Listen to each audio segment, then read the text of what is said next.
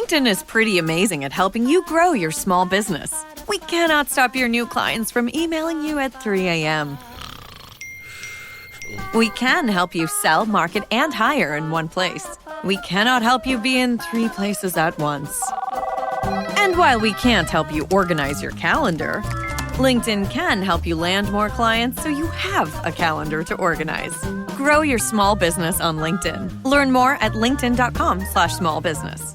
Hay una dimensión de la realidad que la modernidad ha hecho todo lo posible por ignorar, racionalizar o ridiculizar, y que sin embargo la Biblia describe con una precisión y una consistencia que atraviesa desde el Génesis hasta el Apocalipsis sin una sola contradicción interna. Es la dimensión de los seres espirituales que operan en el ámbito invisible, que tienen estructura, jerarquía, propósito y una capacidad de influencia sobre el mundo visible que la mayoría de los creyentes subestima dramáticamente. No porque no lo crean en teoría, sino porque nadie se los ha explicado con la profundidad y la precisión que el texto bíblico en realidad ofrece. Cuando el apóstol Pablo escribió en la carta a los Efesios capítulo 6 que la lucha del creyente no es contra sangre y carne, sino contra principados, contra potestades, contra los gobernadores de las tinieblas de este siglo, contra huestes espirituales de maldad en las regiones celestes, no estaba usando metáforas poéticas para describir tendencias abstractas del mal.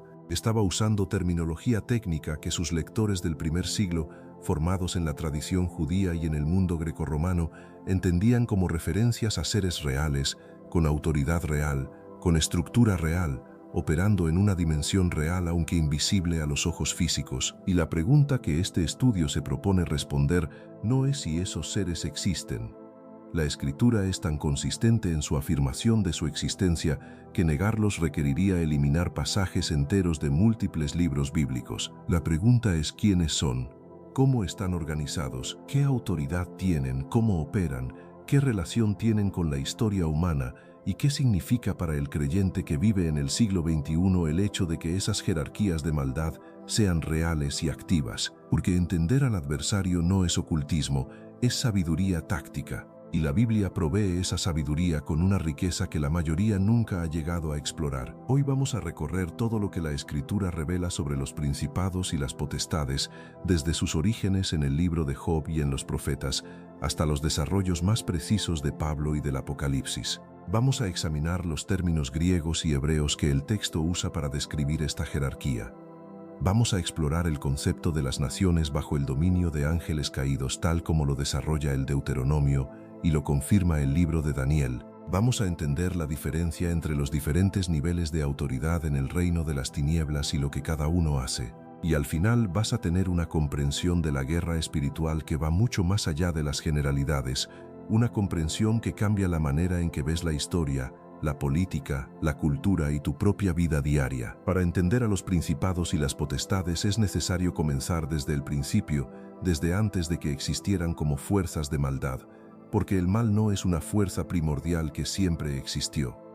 Es una perversión de algo que Dios creó bueno. Y entender qué eran antes de su caída es fundamental para entender la naturaleza de lo que son ahora. La Biblia es explícita en que Dios creó seres espirituales, a los que de manera genérica llamamos ángeles, con una variedad de funciones, capacidades y niveles de autoridad.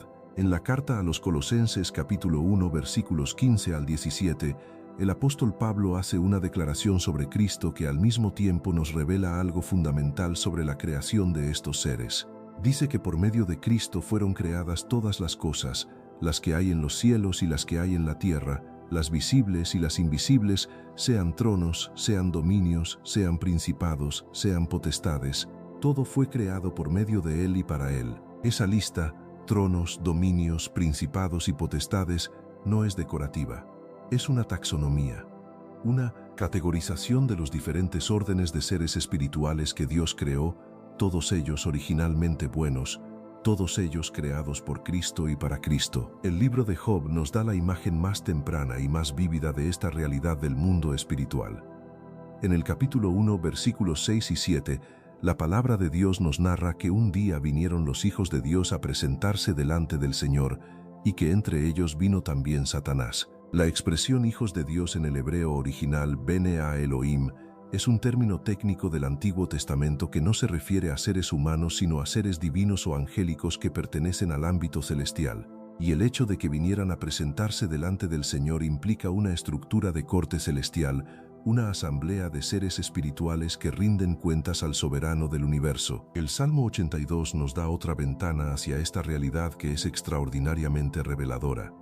La palabra de Dios nos dice en los versículos 1 y 2, Dios está en la reunión de los dioses, en medio de los dioses juzga. ¿Hasta cuándo juzgaréis injustamente y aceptaréis las personas de los impíos? La palabra que en la versión Reina Valera se traduce como dioses es en el hebreo Elohim, que en contextos como este no se refiere a dioses paganos en el sentido de seres divinos independientes de Dios, sino a los seres espirituales de la corte celestial a quienes Dios había delegado autoridad. Y el Salmo los está confrontando porque habían ejercido mal esa autoridad, porque habían juzgado injustamente y favorecido a los impíos.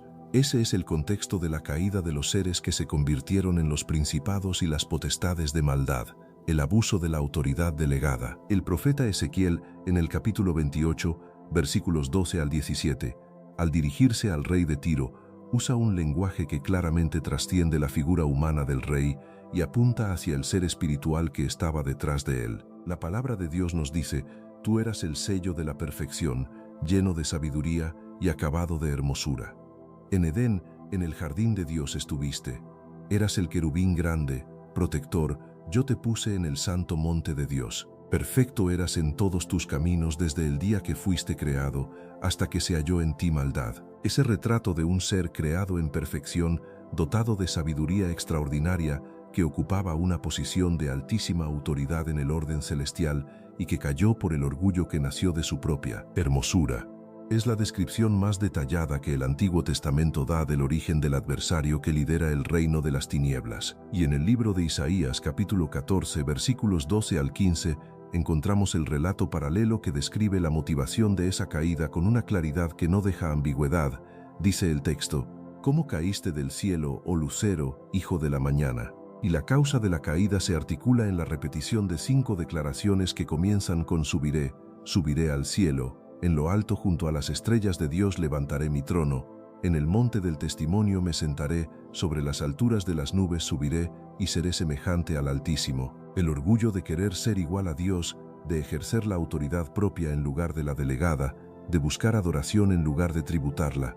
Ese fue el origen de la caída que produjo al adversario y, con él, la rebelión de los seres espirituales que siguieron su ejemplo. Una de las revelaciones más profundas y menos conocidas de toda la Escritura sobre los principados y las potestades se encuentra en un texto del libro de Deuteronomio que la mayoría de los creyentes ha leído sin detenerse a comprender la profundidad de lo que está diciendo.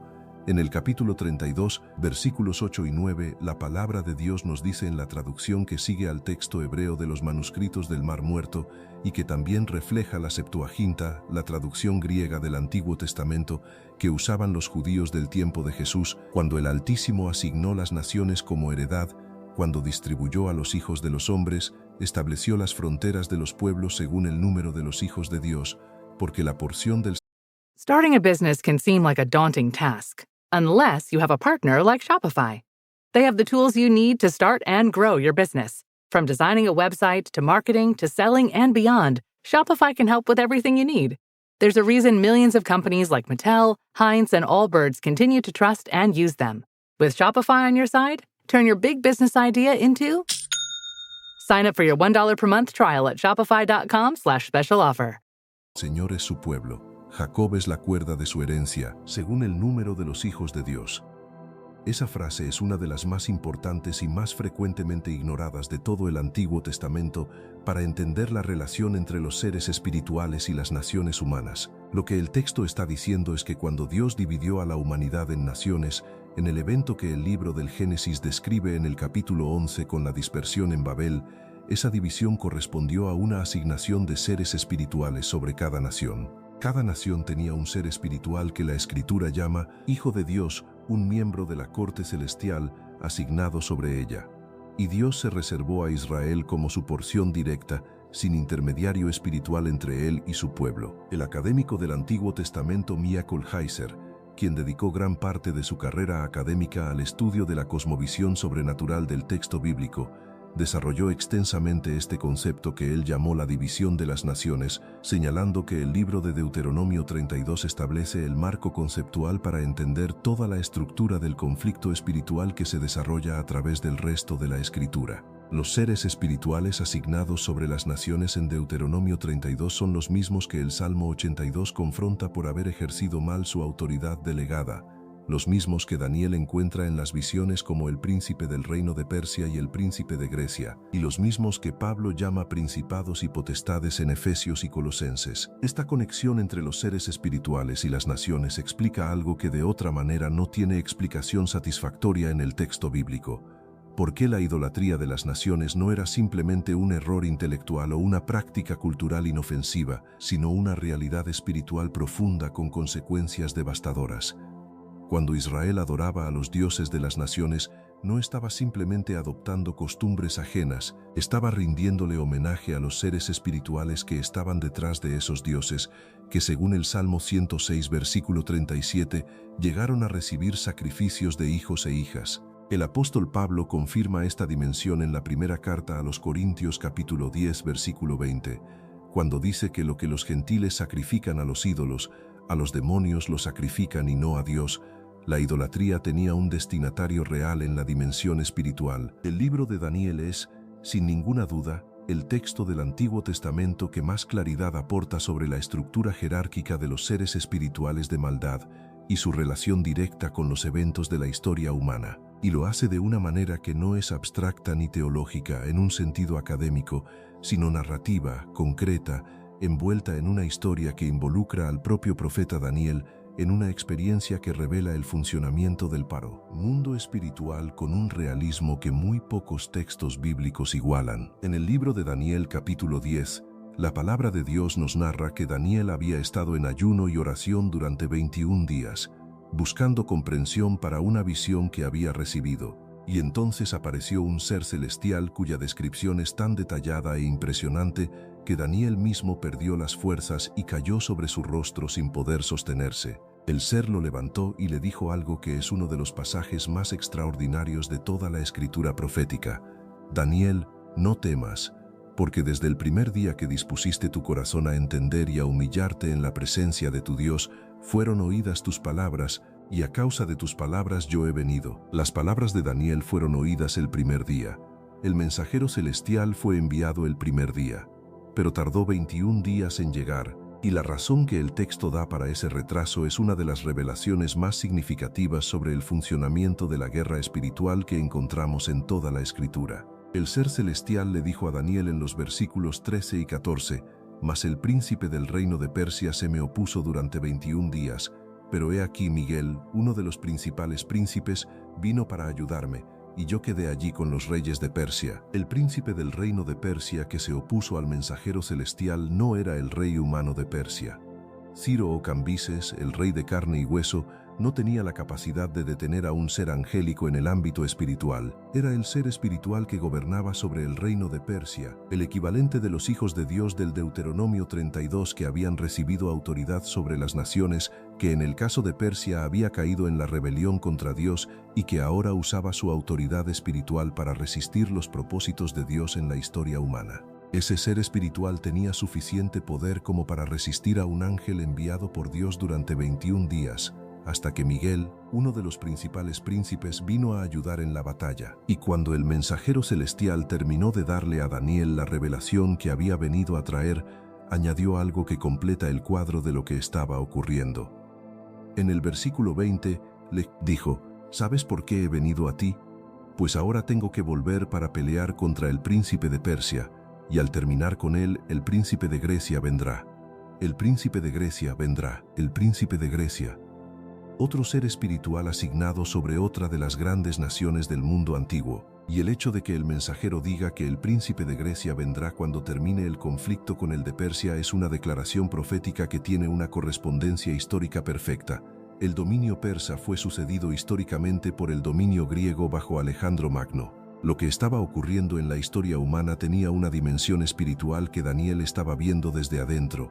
desde el nivel de los seres que influían sobre los imperios que dominaban el mundo conocido. Este texto de Daniel capítulo 10 establece varios principios fundamentales sobre la naturaleza y el funcionamiento de los principados y las potestades que son absolutamente cruciales para entender el tema. El primero es que existen seres espirituales específicos asignados sobre naciones específicas. No es una influencia vaga y general del mal sobre el mundo. Es una estructura organizada con asignaciones geopolíticas concretas. El segundo principio es que esos seres tienen suficiente poder como para afectar los eventos en la dimensión espiritual de maneras que tienen consecuencias directas en la dimensión visible e histórica. Y el tercer principio es que la oración de los seres humanos como la de Daniel tiene relevancia directa en esa batalla espiritual, que el ayuno y la intercesión de un hombre en la tierra movieron recursos celestiales para una batalla que se libraba en el ámbito espiritual y que tenía consecuencias para el destino de naciones enteras. Cuando llegamos al Nuevo Testamento, el apóstol Pablo es quien con mayor precisión y consistencia desarrolla la terminología para describir la jerarquía de los seres espirituales, tanto los que permanecieron fieles a Dios como los que cayeron. Y al examinar sus escritos con cuidado, emerge una taxonomía, una clasificación ordenada de diferentes categorías de autoridad espiritual que no es aleatoria sino sistemática. La primera categoría que Pablo menciona son los arcáis, que en la versión Reina Valera se traduce como principados. La palabra griega arque significa origen, comienzo, primero en orden o en autoridad. En el vocabulario del mundo helenístico del primer siglo, arque era el término que se usaba para las autoridades de mayor rango en una estructura jerárquica, los que tienen la primacía, los que están al inicio de la cadena de mando. En el contexto del mundo espiritual, los arcáis son los seres espirituales de más alto rango en la jerarquía de las tinieblas, los que ejercen autoridad sobre los niveles subordinados del reino del adversario. La segunda categoría son las exousiai, traducidas como potestades. La raíz de la palabra es exousia, que significa autoridad, el poder legal o delegado de actuar. En el vocabulario político y administrativo del mundo romano, exousia era la autoridad que una persona o institución recibía de una fuente superior para actuar dentro de ciertos límites y con ciertos poderes específicos. Los seres espirituales llamados exousiai son los que tienen autoridad delegada dentro de la jerarquía, los que ejercen poderes específicos en dominios o funciones particulares. La tercera categoría es la de los cosmocratores, que Pablo usa en Efesios 6, versículo 12, calificados como gobernadores de las tinieblas de este siglo. Esta palabra compuesta combina cosmos, que significa mundo o sistema organizado, con krateo, que significa gobernar o dominar con poder. Los cosmocratores son los que ejercen dominio sobre el sistema del mundo, sobre las estructuras organizadas de la civilización humana en sus diferentes dimensiones, política, económica, cultural, religiosa. Pablo los califica específicamente como gobernadores de las tinieblas de este siglo, lo cual indica que su dominio está limitado temporalmente a esta era presente y que opera en la dimensión de la oscuridad espiritual que caracteriza al mundo que no ha sido iluminado por el Evangelio. La cuarta categoría que Pablo menciona son las kiriotetes, traducidas como dominios o señoríos. Esta palabra viene de kyrios, que significa señor o amo, y describe seres espirituales cuya función principal es el señorío, el ejercicio de dominio sobre territorios o esferas de influencia específicas. Y la quinta categoría son los tronois, los tronos, que apuntan a seres espirituales cuya autoridad está relacionada con una posición de estabilidad y poder judicial, con la capacidad de dictar juicio y ejercer autoridad de una manera permanente y establecida dentro de la jerarquía espiritual. Cuando Pablo enumera estas categorías en la carta a los Colosenses capítulo 1 versículo 16, lo hace en el contexto de la supremacía de Cristo sobre todas ellas, declarando que en Cristo fueron creadas todas las cosas, sea tronos, sea dominios, sea principados, sea potestades. Y en el capítulo 2, versículo 15 añade que en la cruz Cristo despojó a los principados y a las potestades y los exhibió públicamente triunfando sobre ellos.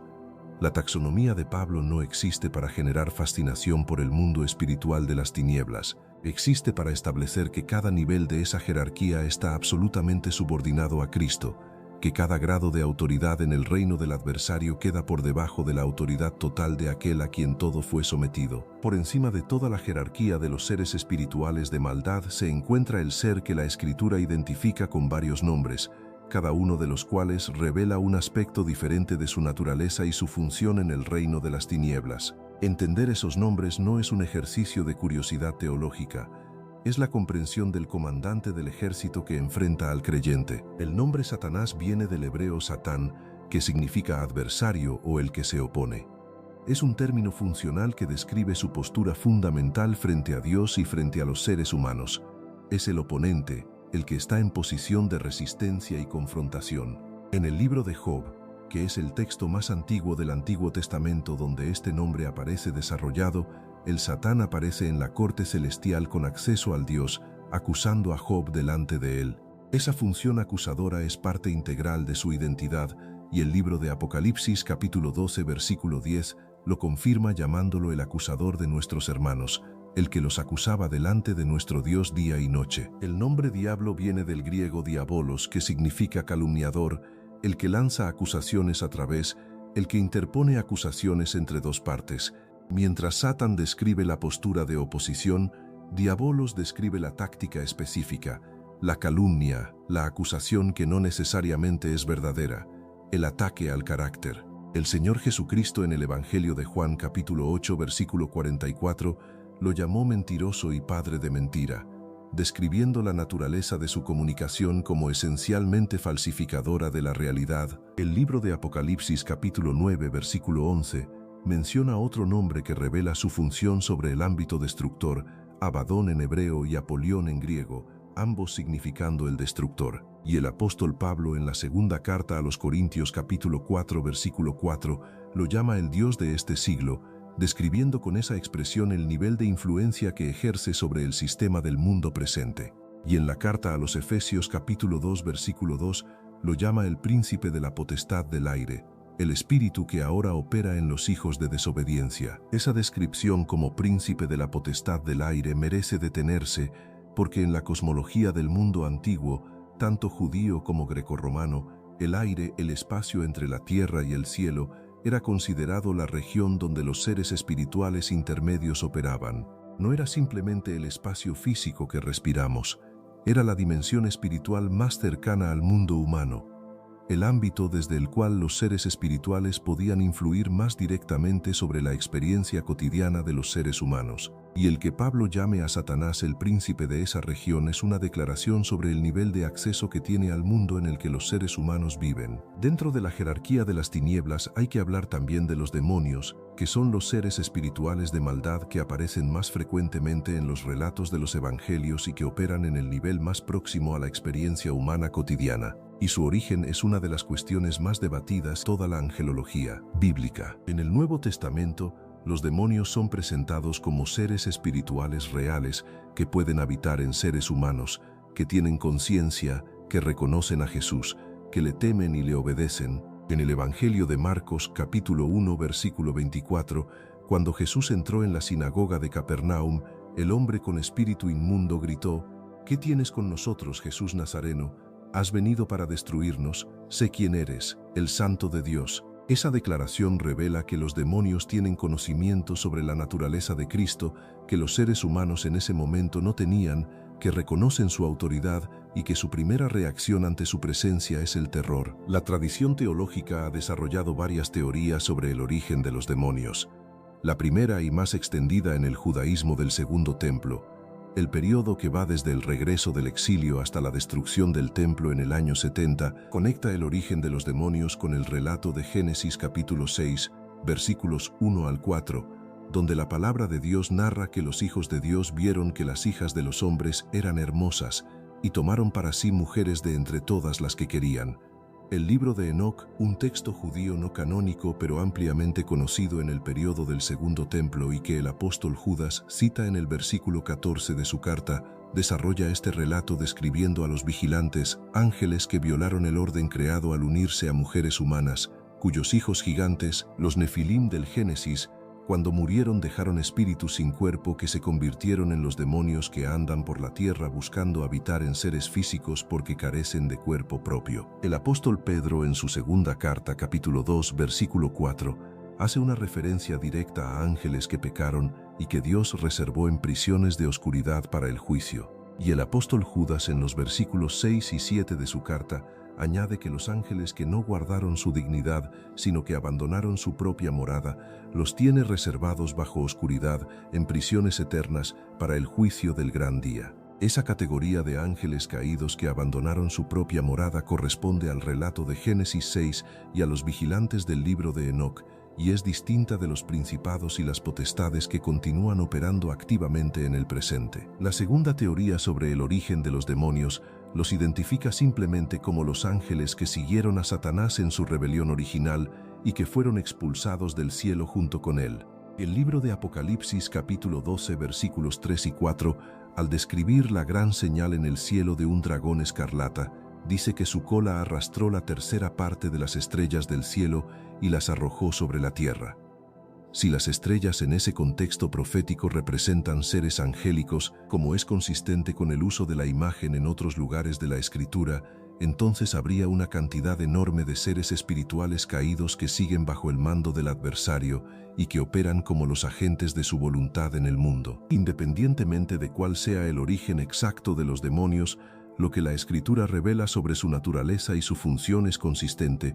Son seres espirituales reales que operan dentro de la jerarquía del reino de las tinieblas, que pueden influir sobre los seres humanos desde afuera y en casos específicos habitarlos desde adentro, que tienen conocimiento, voluntad y una misión activa de dañar lo que Dios ha creado y a quienes Dios ama, y que ante la autoridad de Cristo y del nombre que Él ha conferido a los que están en Él, deben obedecer. Entender quiénes son los principados y las potestades sin entender cómo operan es como estudiar la anatomía de un ejército sin estudiar su estrategia, y la Escritura, a lo largo de sus diferentes libros, revela con considerable detalle las tácticas que el reino de las tinieblas emplea para ejercer su influencia sobre el mundo humano. La primera y más fundamental de las tácticas es el engaño.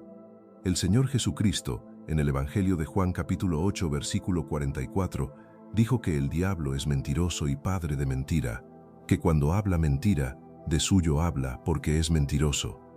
El engaño no es una táctica entre muchas, es la naturaleza misma del adversario expresada en su modo de operación. Todo lo que el reino de las tinieblas construye está construido sobre mentira. Mentira sobre Dios, mentira sobre la naturaleza humana, mentira sobre el pecado, mentira sobre las consecuencias de las decisiones, mentira sobre lo que produce la verdadera satisfacción y el verdadero significado. El apóstol Pablo, en la segunda carta a los Corintios capítulo 11 versículo 14, revela una dimensión del engaño del adversario que es especialmente peligrosa porque opera dentro del ámbito religioso. El mismo Satanás se disfraza como ángel de luz. No siempre opera desde la oscuridad obvia. Opera también desde la apariencia de luz, desde la falsificación de lo espiritual, desde sistemas religiosos y filosóficos que tienen apariencia de verdad pero que distorsionan el Evangelio de manera suficientemente sutil como para que la distorsión no sea inmediatamente evidente. La segunda táctica es la acusación. Ya mencionamos que el Apocalipsis llama al adversario el acusador de los hermanos.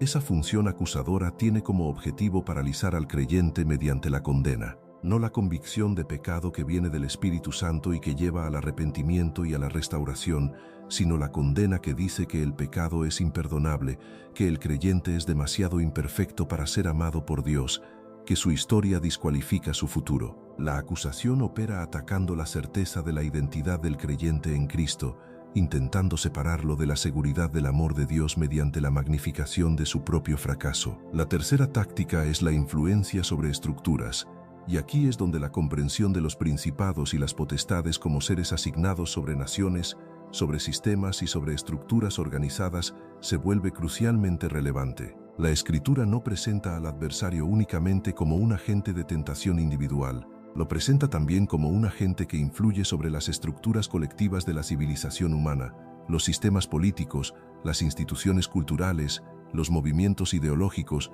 las tradiciones religiosas. Cuando Pablo dice en Efesios 6 que la lucha es contra los gobernadores de las tinieblas de este siglo, está describiendo seres que operan a nivel de sistemas y no solo a nivel individual. El libro de Apocalipsis, que es la revelación más extensa de la dimensión espiritual de la historia humana en todo el Nuevo Testamento, describe en sus capítulos centrales una bestia que recibe su poder, su trono y su gran autoridad del dragón, que es identificado como la serpiente antigua, el diablo y Satanás. Esa bestia, que en su contexto inmediato tenía referencia al poder imperial romano, representa el patrón de los sistemas políticos y de poder humano que son instrumentos del adversario para perseguir al pueblo de Dios y para engañar a las naciones. La influencia espiritual sobre las estructuras humanas es parte del plan operativo del reino de las tinieblas. La cuarta táctica es el aprovechamiento de las concupiscencias humanas. El apóstol Santiago, en el capítulo 1 de su carta, versículos 14 y 15, señala que cada uno es tentado cuando de su propia concupiscencia es atraído y seducido. El adversario no necesita crear el mal en el corazón humano, solo necesita activar y amplificar lo que ya está ahí como tendencia de la naturaleza caída. Los deseos desordenados, el orgullo, la codicia, el miedo, la amargura, todas esas tendencias de la naturaleza humana no redimida son puntos de apoyo que el reino de las tinieblas usa para construir fortalezas, en la terminología de Pablo en 2 de Corintios capítulo 10, patrones de pensamiento y comportamiento que mantienen al ser humano en una dinámica que el adversario puede explotar repetidamente. Uno de los errores más comunes en la comprensión del mundo espiritual es la sobreestimación del poder del adversario y de sus jerarquías. Y ese error es tan peligroso como la subestimación, aunque en dirección opuesta, porque produce un temor que no corresponde a la realidad que la Escritura revela sobre la naturaleza del combate espiritual. La Biblia es absolutamente clara en establecer los límites dentro de los cuales opera el poder de las tinieblas, y esos límites son más restrictivos de lo que el temor del creyente frecuentemente asume. El primer límite fundamental es el que el libro de Job establece desde sus primeras páginas. Cuando el adversario comparece ante Dios y acusa a Job, la respuesta de Dios no es ignorar al adversario ni rendirse a sus demandas. Es establecer los límites de lo que puede y no puede hacer. En el capítulo 1, versículo 12, la palabra de Dios nos narra que el Señor le dijo al Satán: «He aquí, todo lo que tiene está en tu mano, solamente no pongas tu mano sobre él». Y en el capítulo 2, versículo 6, después de que el adversario pidió atacar también el cuerpo de Job, «He aquí, él está en tu mano, mas guarda su vida». El adversario solo puede actuar dentro de los límites que Dios le permite. No tiene autoridad autónoma e ilimitada sobre los hijos de Dios. Opera dentro de una jaula cuyos barrotes son establecidos por el soberano del universo. El segundo límite es el que establece la autoridad de Cristo. En el Evangelio de Mateo, capítulo 28, versículo 18, después de la resurrección, el Señor Jesucristo declaró: «Toda potestad me es dada en el cielo y en la tierra». Toda potestad. La misma palabra exousia que Pablo usa para una de las categorías de las jerarquías de las tinieblas.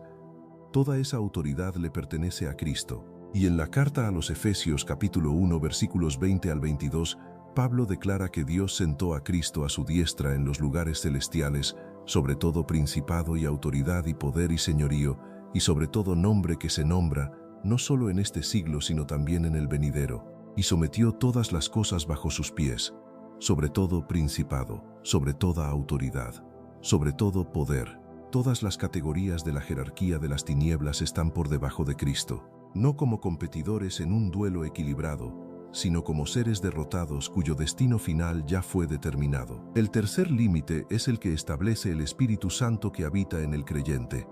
El apóstol Juan, en su primera carta, capítulo 4, versículo 4, declara que mayor es el que está en vosotros que el que está en el mundo. El que está en el creyente es el Espíritu del Dios vivo, el mismo que levantó a Cristo de los muertos según lo que Pablo declara en la carta a los Romanos, capítulo 8, versículo 11. Y ese poder, habitando en el creyente, hace que la presencia del adversario no sea una presencia de poder igual o superior al del creyente.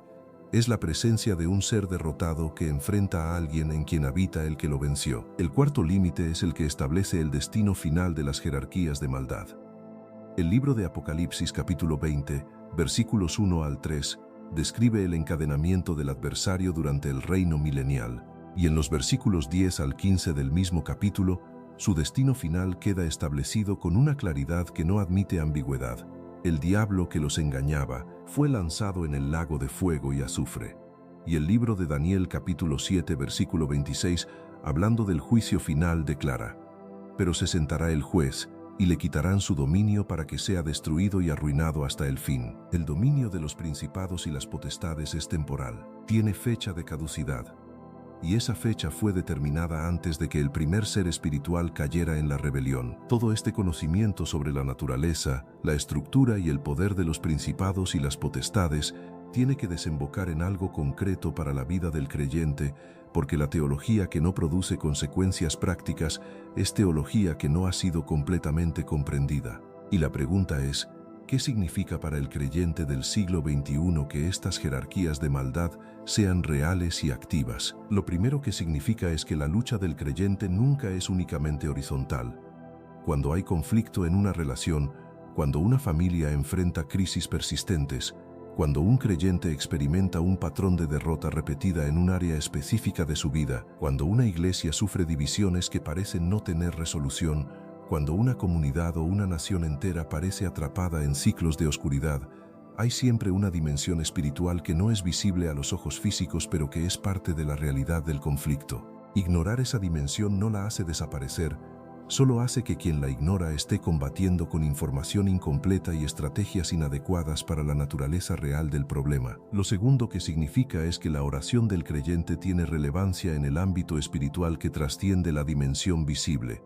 El ayuno y la oración de Daniel durante 21 días no fueron un ejercicio espiritual sin consecuencias en el mundo real. Movilizaron recursos celestiales para una batalla espiritual que tenía consecuencias sobre el destino de naciones. La intercesión del creyente no es un monólogo en el vacío, es una participación real en el conflicto espiritual que determina lo que ocurre en el mundo visible.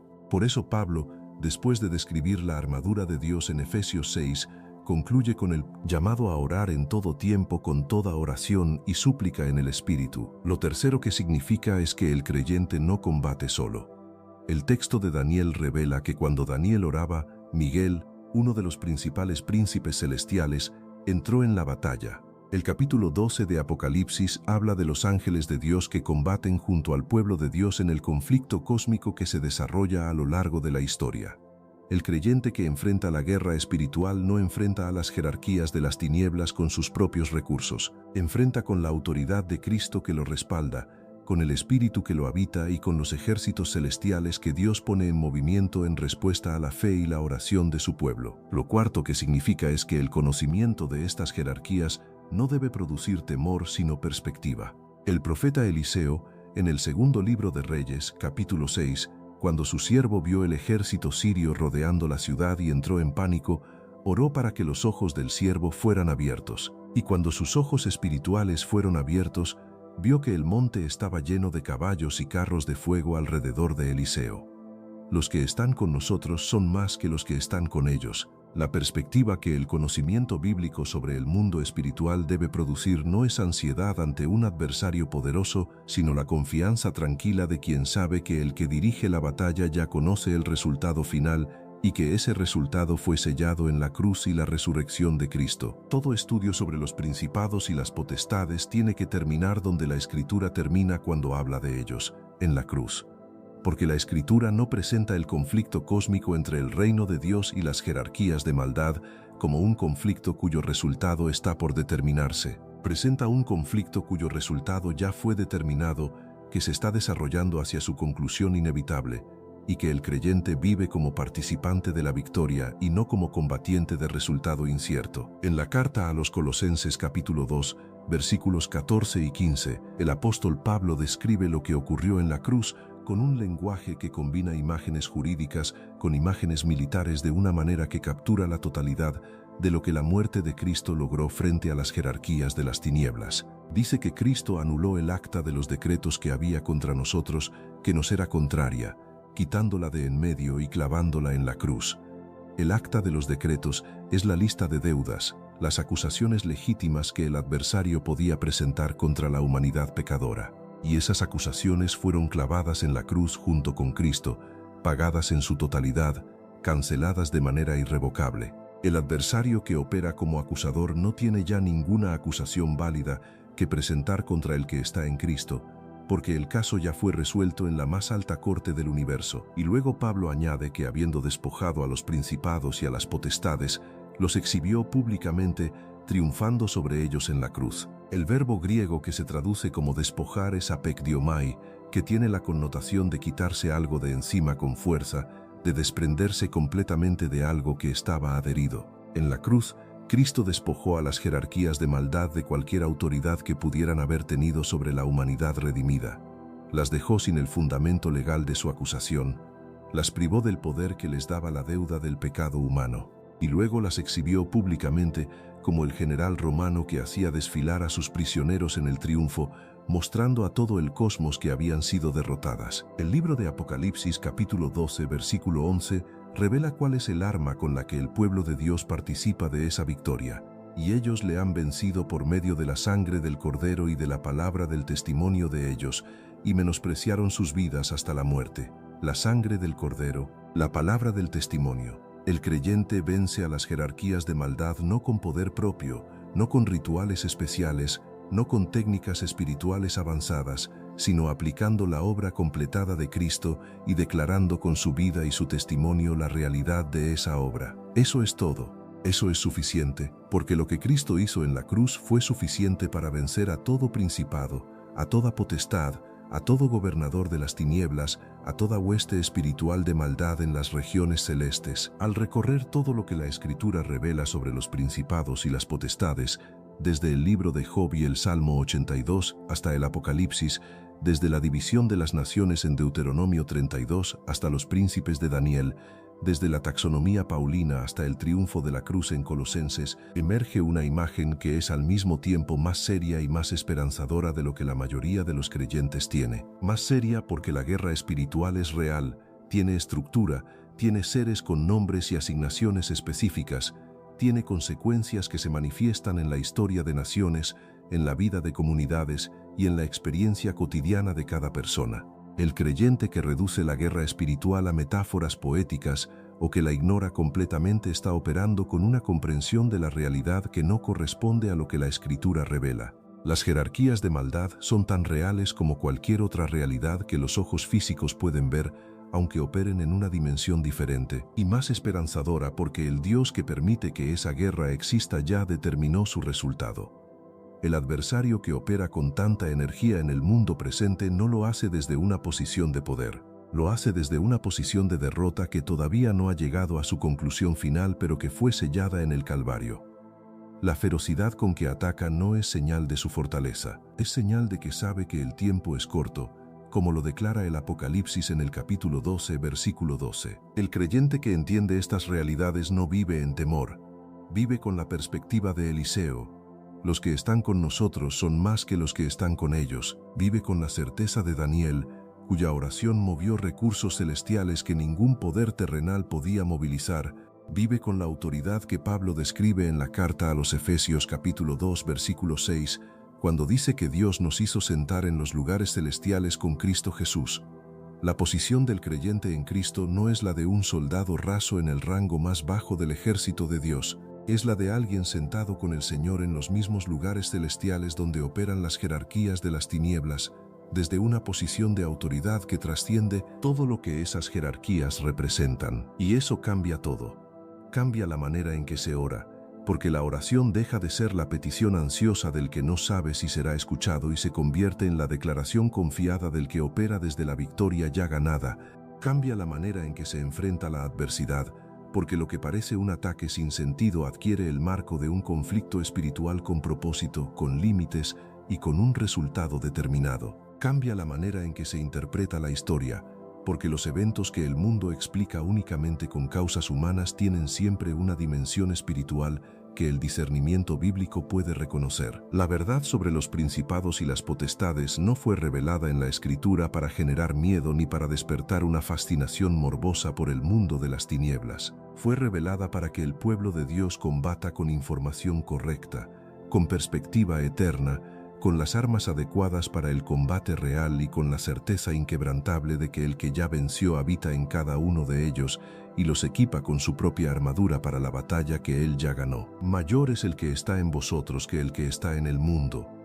Esa no es una declaración de optimismo religioso, es una declaración de realidad espiritual verificada por la resurrección de Cristo, confirmada por la derrota de las jerarquías de maldad en la cruz y accesible a cada creyente que entienda en quién está parado y desde qué posición está combatiendo. Hermanos, Dios les bendiga. quiero contarles algo que hemos estado preparando con mucho amor y dedicación para ustedes. Hemos creado una serie de libros de estudio bíblico para ayudarles a leer, entender y escudriñar la palabra de Dios de una manera más profunda. Si siempre has querido conocer mejor tu Biblia, este material es para ti. Si quieres apoyar nuestro ministerio y al mismo tiempo crecer en la palabra, los 3 libros los encuentras por un solo precio. Te dejo el link de compra en la descripción, y muy pronto también los estaremos sacando en audiolibro. Cuando estén listos, el link también estará en la descripción o en el primer comentario fijado. Síguenos además en nuestro canal de WhatsApp. El link también está en la descripción. Que Dios les bendiga enormemente. Hemos llegado al final de nuestro video de hoy. Si esta enseñanza ha sido una bendición para tu vida y ha edificado tu fe, te invito a que te suscribas a nuestra comunidad de sabiduría bíblica. Le des un me gusta al video y actives la campanita. Tu apoyo nos ayuda a que este mensaje siga alcanzando a más personas para la gloria de Dios. Sostener este ministerio es una labor que hacemos con mucho amor y dedicación. Si el Señor pone en tu corazón el deseo de apoyarnos para seguir creando contenido que bendiga a otros, puedes hacerlo a través de una siembra o aporte totalmente voluntario. En el primer comentario fijado encontrarás toda la información. Si estás en Colombia, te es muy fácil. Puedes hacerlo desde cualquier banco a través de la llave, Transfilla, o por transferencia directa. Y si nos acompañas desde cualquier otro país, puedes apoyarnos por medio de PayPal. Recuerda que no hay aporte pequeño cuando se hace con un corazón alegre. Pero, por sobre todo, tu mayor apoyo siempre será tu oración y el compartir este video con alguien que necesite hoy una palabra de esperanza. Muchas gracias por ser parte de esta familia. Que el Señor te bendiga grandemente y nos vemos en nuestro próximo encuentro.